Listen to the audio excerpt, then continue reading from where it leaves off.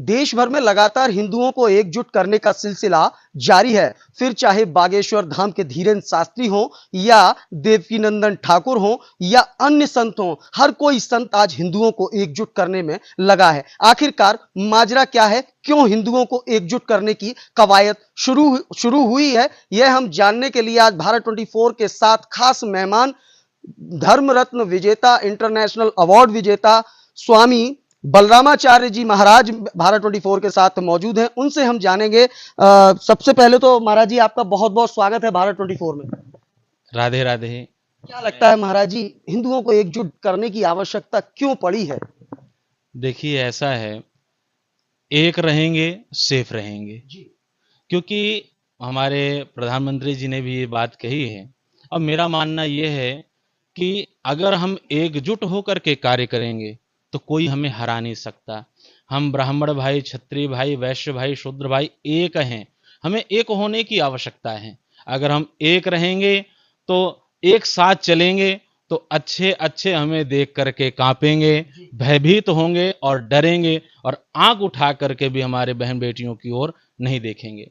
मैं अभी 4 तारीख को, जैसे कि सब जगह पर भूचाल चल रहा है और माहौल बहुत गर्म हो चुका है, 4 दिसंबर को अलीगढ़ के अंदर, फिरोजाबाद के अंदर, हाथरस के अंदर, आगरा के अंदर, मथुरा के अंदर और एटा के अंदर मैं सम्मिलित हुआ और वहां जाकर के मैंने देखा किस प्रकार सबके अंदर जोश है और सनातन धर्म के प्रति हिंदुओं को एक करने की आवश्यकता है और हिंदू एक हो रहा है।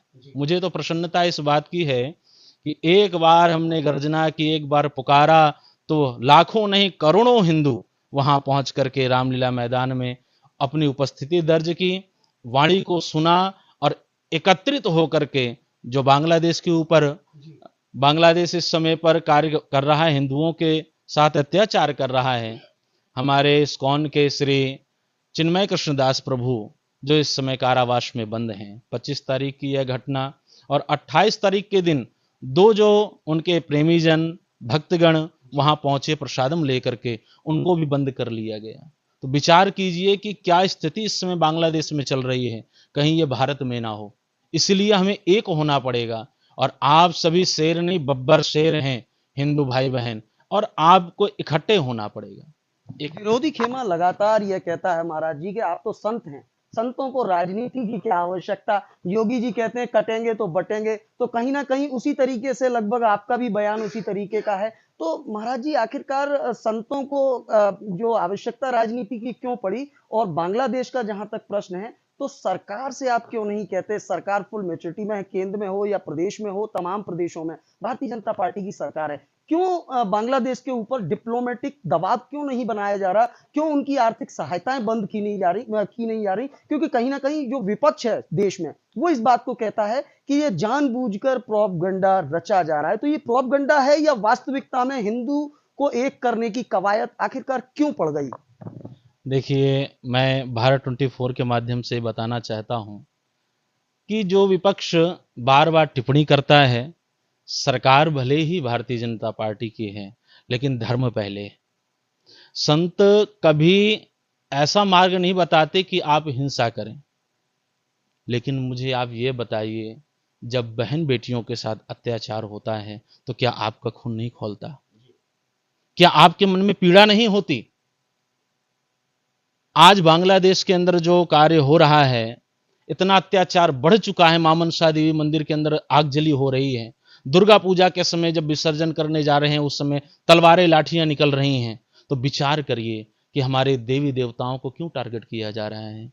जब हम कभी भी किसी बात को लेकर के छेड़छाड़ किसी मजहब पर नहीं करते, तो वो हमारे धर्म को बार बार टारगेट क्यों करते हैं? कभी अयोध्या पर, कभी मथुरा पर, कभी काशी पर, कभी कल्कि धाम पर, क्यों बार बार हमारे स्थानों को, भगवान के स्थानों को टारगेट किया जाता है? संत हमेशा चाहते हैं कि हिंसा ना हो, परंतु भगवान श्री कृष्ण कहते हैं स्वधर्मे निधनम श्रेया परधर्मो भयावह, अपने धर्म में मर जाना श्रेष्ठ है, दूसरे के धर्म से न भयभीत होना है, न कभी झुकना है। हमें तो अपना अधिकार चाहिए, उसके लिए तो हम मांग रहे हैं, इसमें क्या दिक्कत है? हिंदू राष्ट्र की मांग हो, चाहे अपने देश में रह करके हम अपनी सुरक्षा के लिए प्रार्थना कर रहे हैं। अब बांग्लादेश में हिंदू अल्पसंख्यक हैं और भारत के अंदर इतनी मेजॉरिटी होते हुए भी हम लोगों को डर के रहना पड़ता। आखिरकार डर है, क्यों डर रहे हैं आप?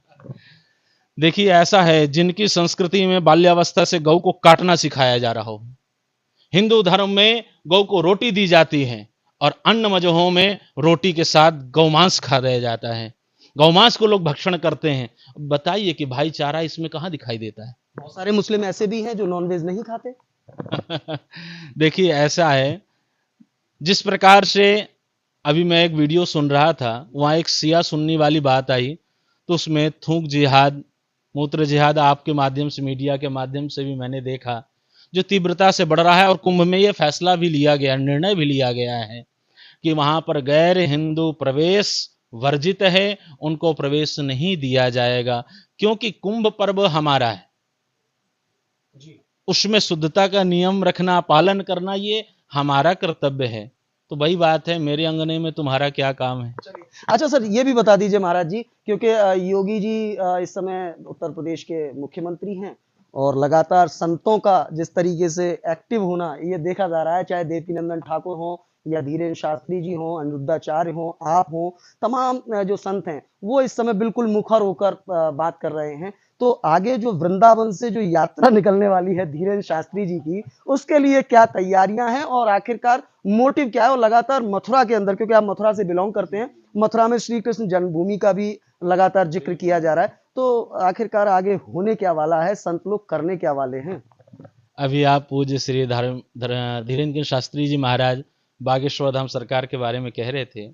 मैं इस पद यात्रा में सम्मिलित हुआ, 28 तारीख को वहां पहुंचा, मंच में उद्बोधन भी मैंने दिया, साथ में हमने प्रसादी भी ग्रहण की। उस समय भी हमारी कुछ वार्ताएं हुई कि पद यात्रा निकलनी बहुत जरूरी थी, हमें सबको इकट्ठा करना, हिंदुओं को एक करना है।